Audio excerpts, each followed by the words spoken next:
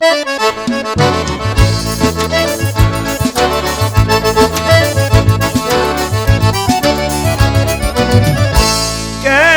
lembrar de um vaqueiro que foi herói do Gibão. Foi o Luiz de Chiquinho, nome de recordação. Da luta foi um escravo, filho de Buriti e Bravo, estado do Maranhão. Ei. Vaqueiro de tradição, da moita do tabuleiro, vaqueiro rastejador, pegador de marroeiro, um baluarte do gado, um nome condecorado, um exemplo de vaqueiro. Ei. Luiz, este bom vaqueiro e boiadeiro excelente, grande coração humano e um vaqueiro valente, homem forte sem preguiça. Todos os anos na missa ele estava com a gente. Ei.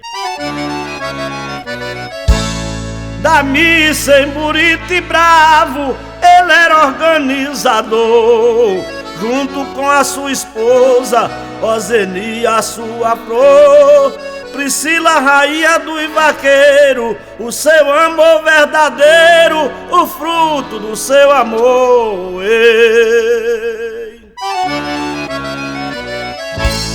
Mas o destino da vida, só Deus é quem bota a mão.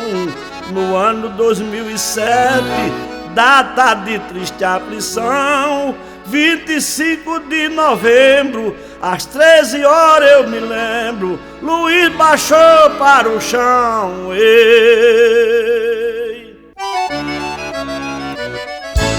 Havia saído cedo de casa pra trabalhar, comprar gado como sempre, era de negociar. Passou o dia com os pais, de casa não chegou mais, chegando a se acabar.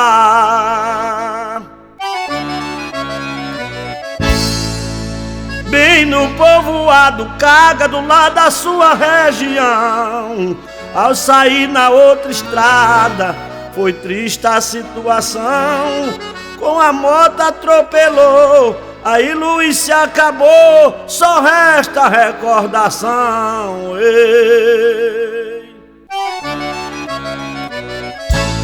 Sepultou-se em Buriti Luiz Gonzaga Pereira, deixando eterna saudade para os filhos e a companheira, pra pai, mãe, pra irmão, e Buriti a região, e toda a classe vaqueira. Oh, oh, oh.